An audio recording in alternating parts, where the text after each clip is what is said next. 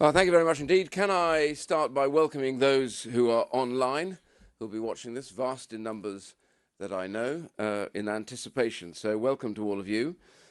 Secondly, also, I just want to explain in introducing Kemi to everybody here and then hearing her speak. I just want to say, first of all, something about the Centre for Social Justice.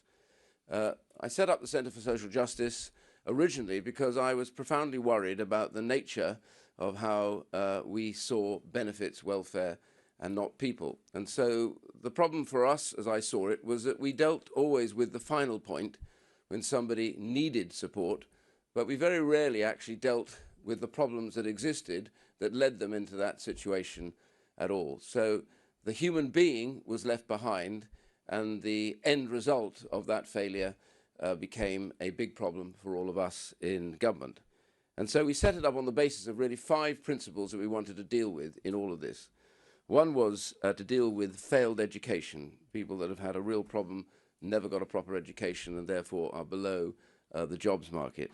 Family dysfunction and difficulty, which is often rife in many communities, and that will ensure that the next generation may well end up repeating those same problems. So dealing with that, getting to the root cause.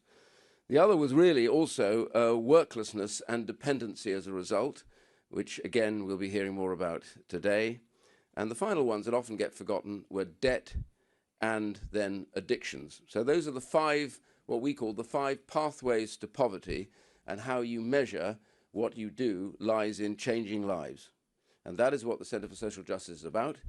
And I'm pleased today that Kemi is here to speak. I have to say that we have had politicians on all sides of the fence, that we've had Labour ministers here to speak and others, because what we deal with here is trying to solve the problems that ruin lives often before they have a chance to get going. Kemi, you're really, really welcome here.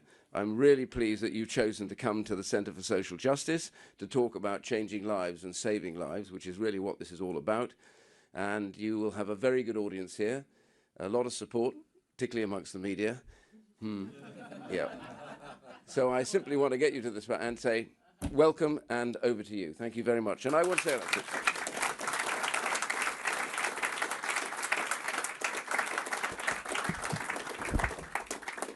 Ian, thank you for that wonderful introduction, and thank you, CSJ, for hosting me. I'm delighted to be here.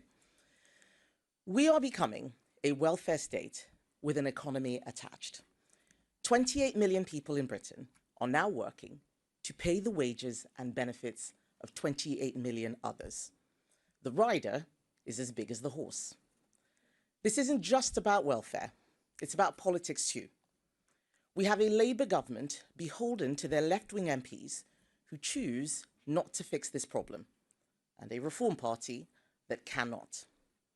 This is a ticking time bomb, and with the exception of the Conservatives, the political class don't see it or refuse to acknowledge it. In fact, a lot of them want to make it worse.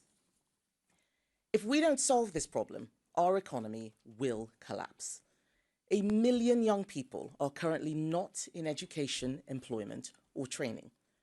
And we are on course to spend 1 in every £4 of income tax on sickness benefits alone. What began as a safety net for the most vulnerable has morphed into something completely different. The system is unsustainable, and this threatens all the good it was designed to do. Of course, the obvious question is, this is your system. How can you criticize what you've run for 14 years? It's a fair question. But the truth is, the problems in our welfare system now are not the ones we inherited. If you cast your mind back to 2010, we took over a benefit system that was a dysfunctional mess.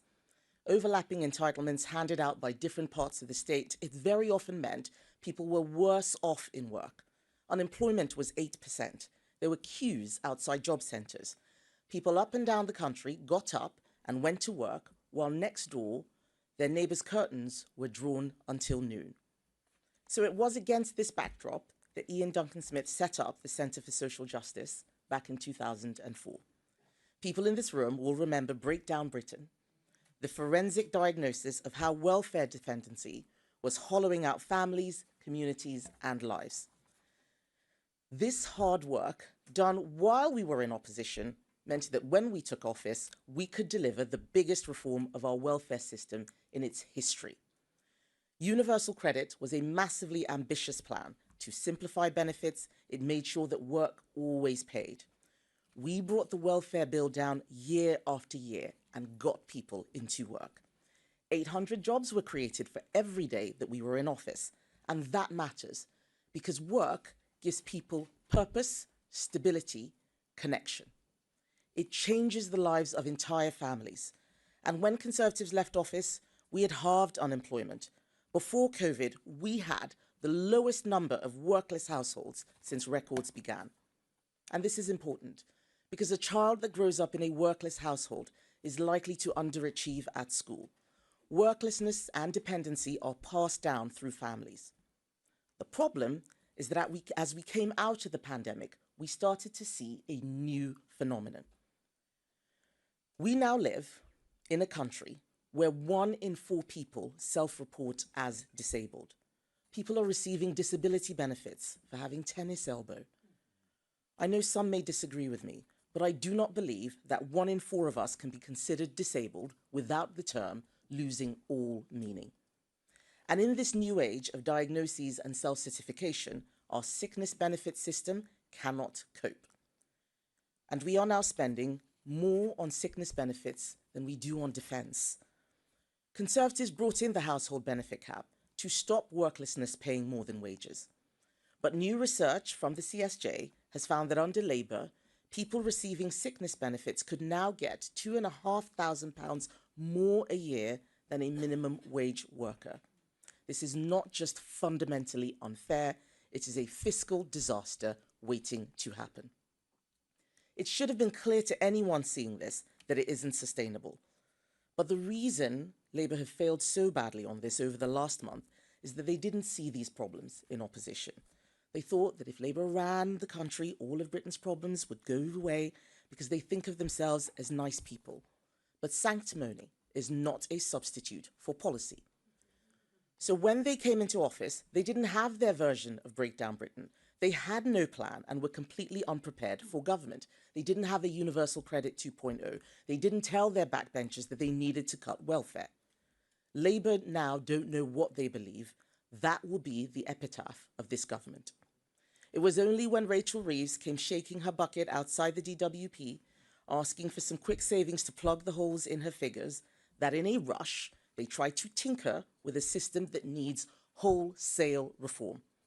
And even if their original bill had passed unamended, it wouldn't have fundamentally fixed anything, because it was a sticking plaster solution. Now, they can't fix it in this parliament, so for the next 4 years, we are stuck. We are stuck with 3,000 people a day signing on to out-of-work benefits. We're stuck with people getting taxpayer-funded cars for having constipation. The bill will go up to £100 billion on their watch, and that's just sickness benefits. Their economic mismanagement means that every day they are in office, jobs are being lost, and job losses mean more people going on to welfare and fewer people coming off. No doubt, emboldened by their success in forcing Starmer to U-turn last week, Labour's backbench MPs will now be eyeing up even more concessions. We know that there are more tax rises coming in the autumn. That's now been all but confirmed by the Chancellor. But what Labour haven't told you is that this doom loop that they have set up will mean taxes will have to keep going up. Wealth creators are fleeing the country. People have stopped hiring because of Labour's jobs tax. Fewer and fewer people will have to support more and more. That is the tax spiral. None of the other parties seem to acknowledge this. Last week, we saw left-wing Labour MPs, Lib Dems, SNP, Independents, Greens, and revealingly, Reform MPs all vote for higher welfare spending and an even more generous benefit system. Reform like to pose as a right-wing party, but they don't seem to understand that asking the taxpayer to fork out £100 billion a year on health and disability benefits isn't just completely unaffordable and unjustifiable, it's immoral. And the Prime Minister has already signalled that he's open to removing the two-child benefit cap. In fact, right at this moment, there are probably Labour MPs behind closed doors drawing up plans to force his hand. And they will find allies in reform.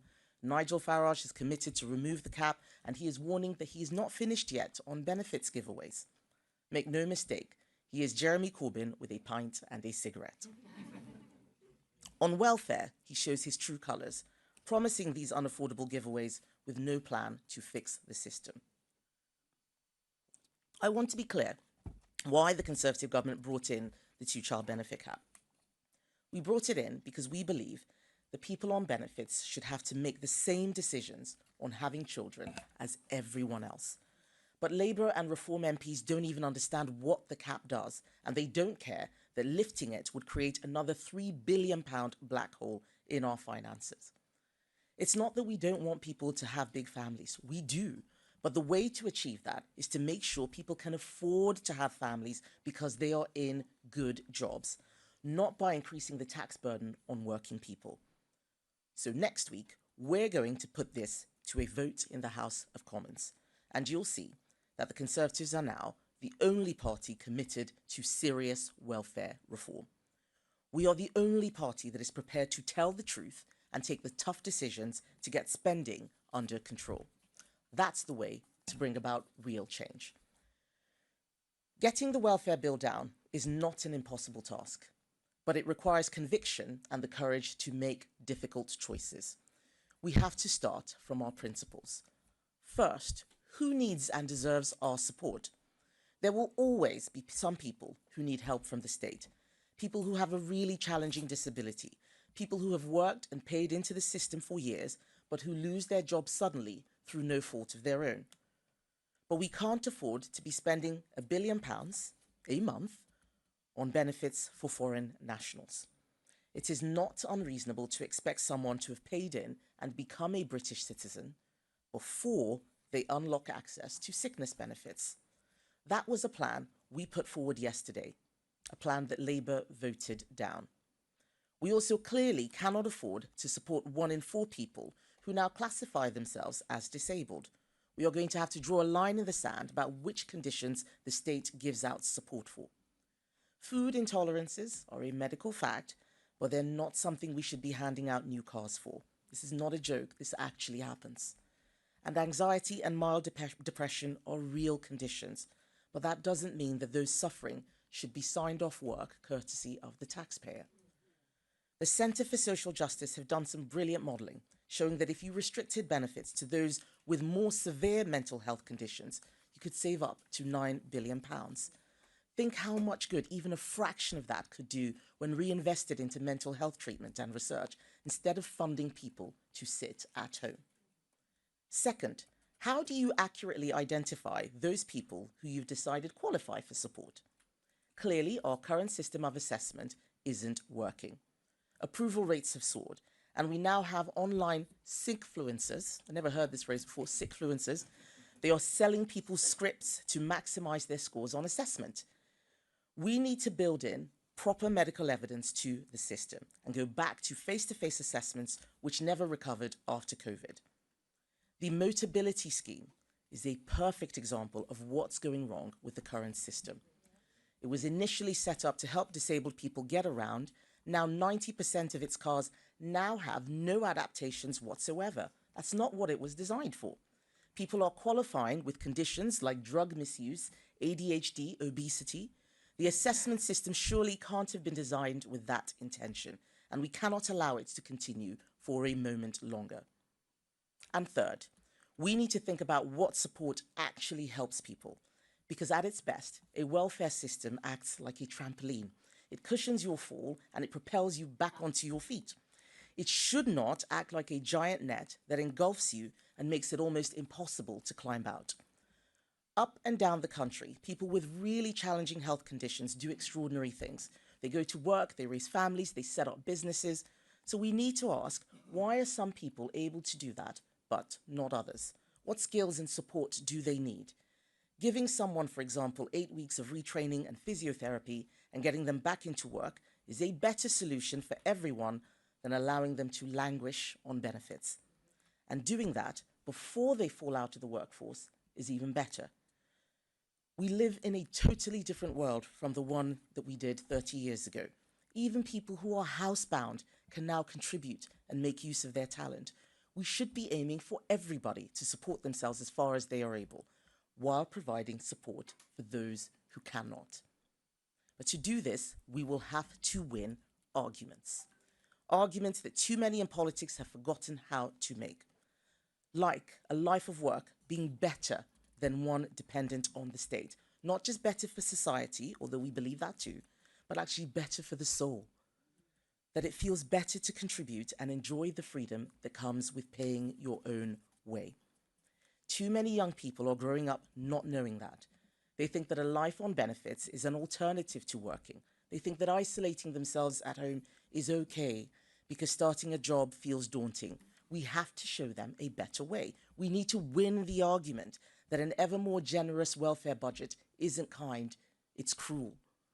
It locks people out of opportunity. It puts support for those who genuinely need it at risk. Every other party thinks the public want more welfare, but I think people have more common sense than that. I think that they can see the damage it's doing to our country. Britain needs politicians who will tell the truth about the challenges facing the country. That's the only way to get the real change we need.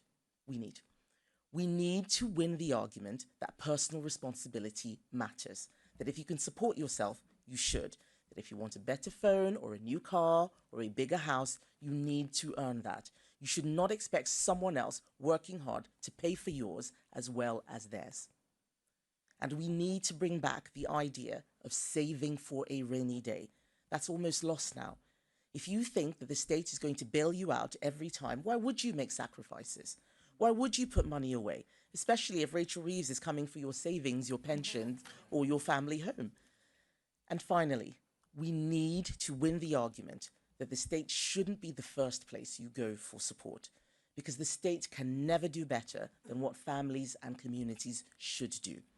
It is no wonder that our welfare bill is rising in an age when family structures are fraying and the number of people volunteering has fallen off a cliff. We should be backing the makers, rewarding the people getting up every morning, working hard to build our country. This is about getting the welfare bill down, but it's also about what we believe the good life looks like. Freedom, security, optimism. Only the Conservatives will stand up for these values and unlock the talent, dignity, and purpose of millions left behind.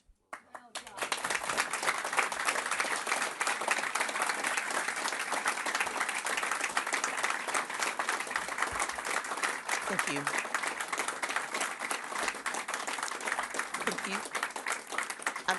you. I'd like to move on to the media Q&A. And first up is Car Dinen from ITV. Thank you very much. You've just criticised the smaller opposition parties for the way that they voted last week. Didn't you vote the same way? I was talking about the reasoned amendment. We voted against the bill, but the reasoned amendment was actually for more benefits. They did the same thing yesterday, actually. We had amendments to tighten up the welfare system, and they were voting against that. They want more benefits. We are the only party. We are the only party that is serious about Britain living within its means and getting that welfare budget down. Rob Powell from Sky. Thank you. You've argued today that the country is at risk of becoming a welfare state with an economy attached. The biggest part of the welfare budget is obviously the state pension. The OBR said this week that in the long run that's unsustainable. So in the spirit of living within our means and being a politician that tells the truth, do you agree, and should it be reviewed? We need to look at where the money is going. The immediate problem we can fix right now is around working age benefits. Those pensions are not working age benefits. If we get more people into work, that will help solve the general problem of growth. There are too many people who are out of work. We are bringing in more people from abroad, which is straining the system. That's where we need to start. And that's why we're focused on looking at what we can do to bring down health and disability benefits, which currently are more than what we spend on defence. The triple lock is Conservative policy. We brought in that policy. Right now, we think that the area to focus on is health and disability benefits. There are too many people out of work. We have 28 million people working to support another 28 million who are out of work or in the public sector. Those numbers have to change. Getting people into work is what Conservatives are about. It is what we did before. We reduced the number of workless households to record lows, and that started climbing up again after COVID. Now we are seeing 3,000 people a day claiming out of work sickness benefits.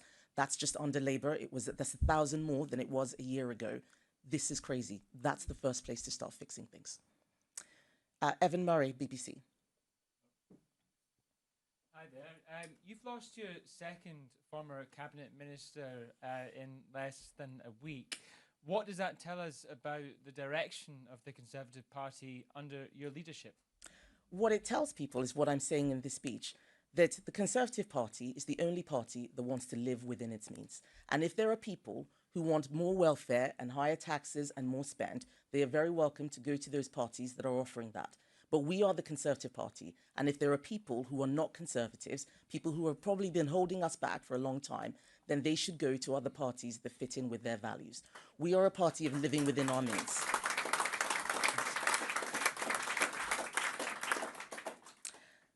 Chris Hope, GB News. Chris Hope, GB News. The benefits bill spiraled on your government's watch, didn't it, Kemi Badenoch? Will you apologise for saying you got it wrong, like as you have done on immigration? And just that question about Sir Jake Berry and David Jones jumping ship to reform UK, what has Nigel Farage got that you haven't? Right. So I knew you were going to ask that question, Chris. I thought that Evan had spiked you. But first of all, we brought the deficit down every year until the pandemic. The pandemic was not something the Conservatives did. That was a global problem. And I can tell you that if Labour or even Reform had been in charge during the pandemic, we would be in a much worse situation than we are now. So we brought that down. As I said, we brought the number of workless households down. Worklessness kills. It completely destroys life chances for children. That is something that only we fixed, and we will fix it again. We do not want to see this problem coming back. And on the point about David Jones, who actually, I remember you reporting that he joined in January. What's interesting, that he defected in January, what's interesting is that they're having to restate the story again. What Nigel Farage has got that I haven't got is telling people whatever it is they want to hear. If people want the truth, they should come to the Conservatives. That's what I'm for. Chris Smith of The Times. Thank you. You talk about being unsustainable. 1 in 4 people class themselves disabled. You could also say, you know, what 1 in 10 working age people are claiming sickness benefits. Where do you draw the line? What conditions shouldn't we be giving for? How many of those people actually should be qualifying under a reasonable system? And just on Sir Jake Berry, is it a worry for you that sort of ambitious people on the right think reform is the place to go if they want to get on? So on the benefits, we need to look at what the system was designed for and what we can afford. That's where we need to start from. Otherwise, we're going to bankrupt ourselves. And it does not make sense the tennis elbow gets you benefits, the constipation or acne gets you benefits. Let's start from there. And the big thing we can do is go back to in-person assessments. That's what changed during COVID. We had remote assessments, but that has allowed a lot of people to exploit the system. That's what those sickfluencers are doing, telling people what to say. You ring up, you tell them you're too anxious to get your assessment, and then you will immediately, without any medical evidence at all, get benefits. That's where we need to crack down on. If we can solve those problems first and get more people back into work, we're going to see outsized benefits from the tax take, from less burdens on the state. That's really where we need to start from. And on the point about people defecting, this is something which I say again and again, that there are a lot of people who come into politics just to play the game of politics. And they will follow polls and defect wherever they can, like they do in banana republics, to wherever they think that they can win. We have to do more than win. We have to be ready with a plan. This is what Labour got wrong. They had no plan. They were just focused on the election. And now they're in government and they're completely at sea. They cannot deliver anything. All of the people who are not interested in coming up with a proper policy plan and just want to jump ship are welcome to do so, because when the time comes at the next general election, the public are going to be looking for a serious, credible alternative. We are the only serious, credible alternative. And finally, I have Dan Martin from The Telegraph. Hi. Last week, Boris Johnson said that the way to deal with the threat from reform was to ignore them. You've been attacking Nigel Farage now, and you have been for a while, and it's not helping your polling. Do you think you should listen to him? Well, if you ask me a question about Nigel Farage, I will answer it. I'm not Keir Starmer, I answer questions. But I think if you want to take the advice, I think it's the media that needs to take Boris Johnson's advice. It's the media that spends most of its time talking about Nigel Farage. There is a lot of work that we're doing in Parliament. We have got Keir Starmer to U-turn on grooming gangs, on the winter fuel payment. We ran a very vigorous campaign. We are doing the work that the people elected us to do, making sure that they do not destroy this country. I'm the only person who is talking about how we bring the cost down. We are spending well above our means, and we've got to bring that back within our means. Thank you. I think that was the last question that I had, but I'm happy to talk afterwards. But thank you very much, Andy.